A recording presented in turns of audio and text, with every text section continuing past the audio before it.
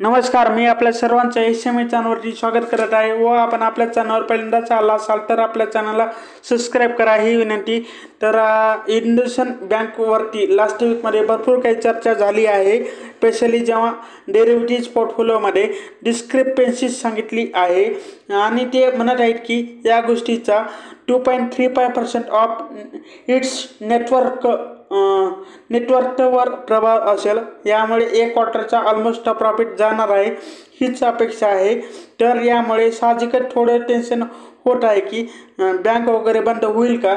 अर्थातच या प्रकारच्या न्यूज मुळे थोडंसं टेन्शन वाढत आहे, स्पेशली फॉर रिटेल इन्व्हेस्टर ज्यांना की या गोष्टी डिटेलमध्ये माहीत नसतात किंवा ते जास्त तपशीलमध्ये जाऊ शकत नाहीत। म्हणून आता RBIने त्यावर एक स्टेटमेंट दिला आहे की ती एक चांगली wealth capital and financial stable bank आहे।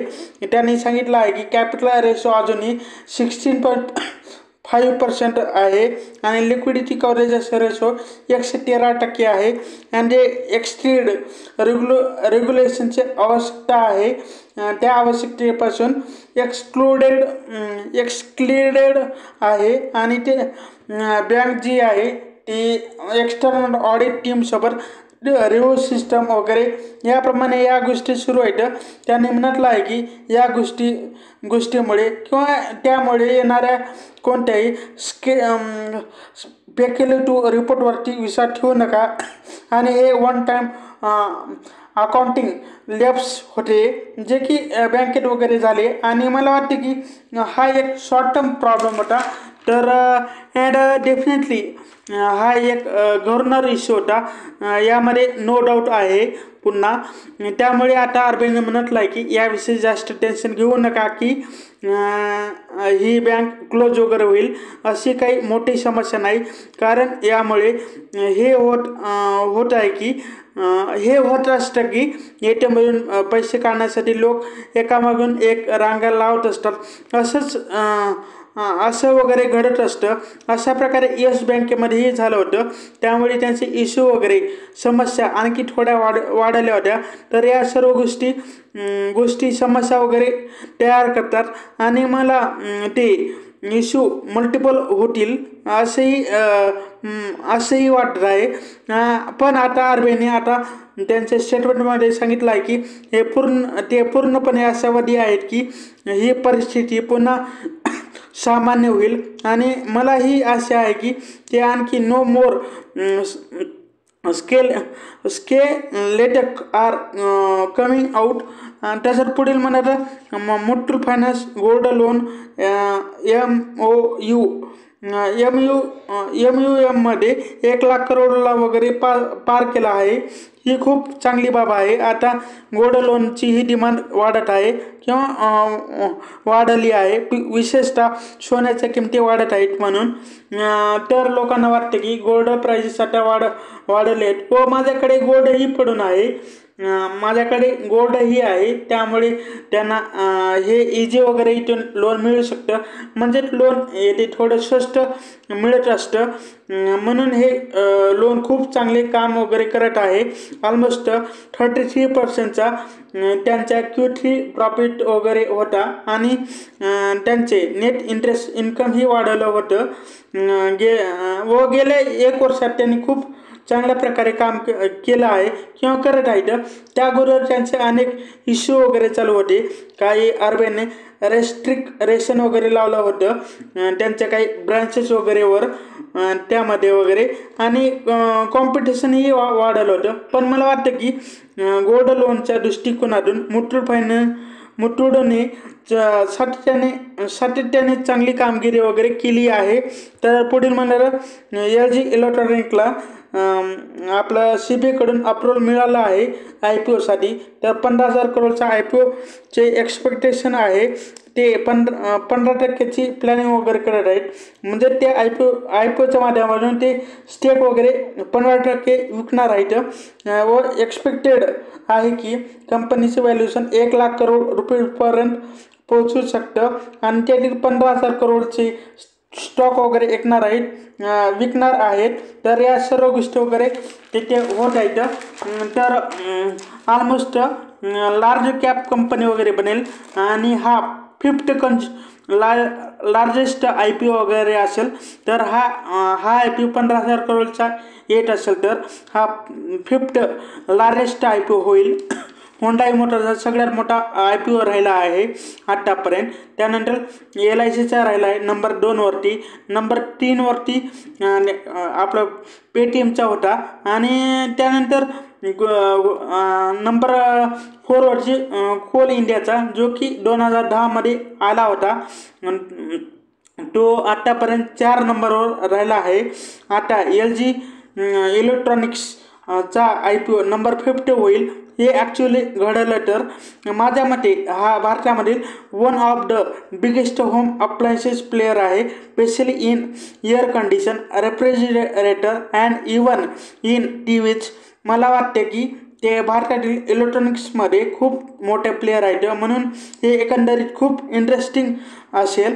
तर पुढील मला तर आता टाटा मोटरने NCD म्हणजे कन्व्हर्टिबल डिव्हेंचरच्या दृश्याद्वारे 2,000 करोडची निधी उभारण्याची वगैरे योजना आखली आहे. त्यांची डिटेल माहिती वगैरे लवकरच येईल. या सर्व गोष्टी तिथे बेसिकली चालत आहेत. बाकी JLRची ही काही अपडेट आली आहेत. ते मार्जिन जे आहे ते कन्फर्म वगैरे होतील आणि US अँड चायना मार्केटमधील काही परफॉर्मन्स सुधारू लागला आहे किंवा लागले आहेत, हेच कंपनी वगैरे म्हणत आहे. तर तसंच पुढील म्हणलं तर एक केस स्टडी वगैरे आपण पाहणार आहोत. आता लोक म्युच्युअल फंडच्या SIP वगैरे थांबत आहेत, स्टॉप करत आहेत. या केस स्टडीतून मी आपल्यासमोर ते डिटेल ठेवण्याचा वगैरे प्रयत्न करणार की पुढे काय करावे. या रिलेटेड ही पॉईंट आपल्यासमोर ठेवण्याचा प्रयत्न करणार आहे. ते आपल्याला समजून येतील अशी मी आशा करतो. आपण MFI association of mutual fund in इंडियाच्या वेबसाईटवर जाऊन पाहू शकता, जेथे की डाटा वगैरे आपल्याला मिळून जाईल. ह्या FY24 मध्ये आत्तापर्यंत 2.25 लाख करोड रुपीज त्यापेक्षाही जास्त SIP वगैरे झाली आहे. आता त्यात जानेवारी आणि फेब्रुवारीला वगैरे ॲड केल्यानंतर ती रक्कम 2.5 लाख करोड रुपयाच्या समोर जाऊ शकते, टच होऊ शकते. त्यात काही न्यू SIP रजिस्ट्रेशन वगैरे झालेले आहेत आणि काही डिस्कंटिन्यूही झाले आहेत. या दोन्हीमध्ये अंतर जो आहे तो कमी आहे, म्हणजे हे जवळपास नंबर वगैरे सारखेच दिसून येऊ शकतात आपल्याला. म्हणजे कधी आपलं डिस्कंटिन्यू वगैरे जरा जास्त होतं आणि न्यू रजिस्ट्रेशन मी कमी होत असतं. अशा प्रकारे म्हणजे एक खालीवरी होत असतात नंबर. तर यामागील कारण काय असेल, का लोक SIP वगैरे बंद करत आहेत, तर यामागील मुख्य कारण म्हणलं तर मार्केटचं प्रेशर आहे. आता मार्केट रेड फ्लॅगमध्ये चालत आहे, म्हणून काही लोक मार्केटमधून बाहेर पडत आहेत. कदाचित त्यांना मार्केटचे गणित समजत नसेल, त्या संबंधित फंडामेंटल समजून येत नसतील, मार्केट रिलेटेड बेसिक गोष्टी त्यांना माहिती नसतील. कदाचित ते इझिली मार्केटला क्विट करणे वगैरे त्यांनी सुरू केलेलं आहे. अँड हे बाजार तर सिंपल आहे मित्रांनो. जेव्हा की मार्केटला एकदम पीक वर बनत असतो, एकदम मार्केट टॉप लेवलवरची जात असतो, तेव्हा आपणास सर्वात जास्त SIP ओपन होताना दिसून येतात. कारण की आपणास रिसेंट डेटानुसार त्या गोष्टी बघायला मिळतात. अरे येथे रिटर्न वगैरे 20-30% वगैरे 50% सुद्धा बनत आहे, असं म्हणून लोक आणखी जास्त पैसा ओतत असतात. व स्मॉल कॅप मिड कॅपमध्ये तर 60%, 70%, जवळपास 80% वगैरे रिटर्न आपल्याला दिसून येऊ शकतात. त्यामुळे ते एक्सपेक्टेड करतात की हे सेम रिटर्न येणाऱ्या कालावधीत मिळतील, त्यामुळे ते खूप पैसा लावतात. अँड जसे ही मार्केट खाली जाण्यासाठी वगैरे स्टार्ट होत असतं, तेव्हा हे एकदम रिटर्न जे आहे ती वाईप आऊट व्हायला स्टार्ट वगैरे होतात आणि ते पॅनिक वगैरे होतात. आता लगातार येथे 1 लाख रुपये त्यांनी जे लावले होते ते विचार करतात की अरे 2 लाख होतील, त्यामुळे त्यांनी रक्कम वगैरे लावली होती त्या उलट आता 90,000 झाले, 80,000 झाले, पुढे जाऊन 50 वगैरे होतील म्हणून ते लवकरात लवकर बाहेर पडतात. ही एकदम बेसिक ह्युमन सायकोलॉजी आहे. आणि हे मार्केटवरती वर्क वगैरे यावरतीच करत असतं, हे आपल्याला माहीतच आहे. यामध्ये काही रॉकेट सायन्स नाही. या अगोदर ह्या सेम गोष्टी आपल्याला दिसून आल्या आहेत. तर आता फरक एवढाच आहे की आता अनेक लोक मार्केटमध्ये वगैरे आले आहेत. पूर्वी एवढे जास्त वगैरे मार्केटमध्ये लोक नव्हते. तर तशीच सेम गोष्ट डीमॅट अकाउंटच्या बाबतीत ही घडत आहे. तर इथे म्हणजे SIP सारखंच इथेही दिसून येत आहे. म्हणजे मार्केटचं सिस्टम थ्रू म्हणजे हे फक्त SIP मध्येच नाही तर डीमॅट अकाउंटमध्येही दिसून येत आहे. आता मार्केट पडत असल्याने न्यू डीमॅट अकाउंट ओपनिंग ही स्लो वगैरे झालेली दिसून येत आहे आपल्याला. तर यामागील कारण काय आहे? सेमच आहे. तर काय असेल तर मार्केट जेव्हा टॉपवरती असतं तेव्हा डीमॅट अकाउंट हे भरपूर ओपन होताना दिसून येऊ शकतात, व जेव्हा मार्केट स्लो डाऊन होतं तेव्हा डीमॅट अकाउंटचा डाटाही स्लो होतो. तर या गोष्टी या अगोदरही झाल्या आहेत. ही सेम गोष्ट आपल्याला IPO मध्ये सुद्धा दिसून येऊ शकते. पूर्वी भरपूर काही IPO येत होते, म्हणजे आता IPO वगैरे दिसून येत नाहीत. या अगोदर म्हणजे एक मार्केट वगैरे टॉपवर असेल, म्हणजे top SIP, top mutual fund, आपलं टॉप ऑर्डर काही गोष्टी वगैरे चांगल्या घडत असतील तर, म्हणजे मार्केटमध्ये ओव्हरऑल बुल रन वगैरे असेल तर एका टाईमवरती 6-7 IPO वगैरे येत होते. आता IPO कुठे आहेत? कारण की या सर्व गोष्टी वगैरे घडत आहेत. जेव्हा मार्केटमध्ये गिरावट असते तेव्हा सर्व SIP वगैरे बंद होतात आणि IPO वगैरे जे येत असतात तेही येणं वगैरे प्रेफर करत नाहीत. पण त्यांना माहीत असतं की यावेळी IPO घेऊन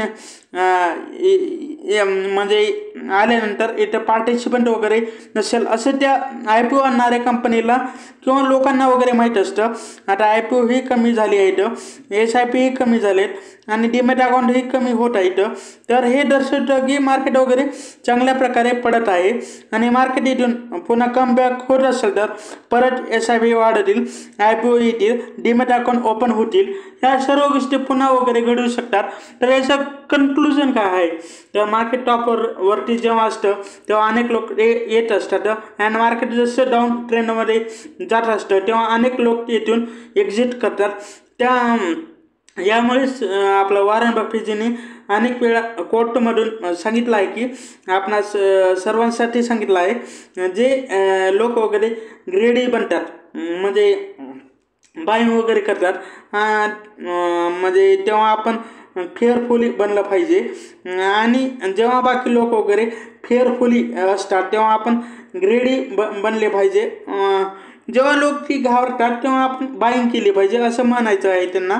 बट या सर्व गोष्टी वाचणे, त्याला एक्झिक्यूट करणे, त्यामध्ये खूप अंतर असतो. हे आपल्याला समजून येऊ शकतो.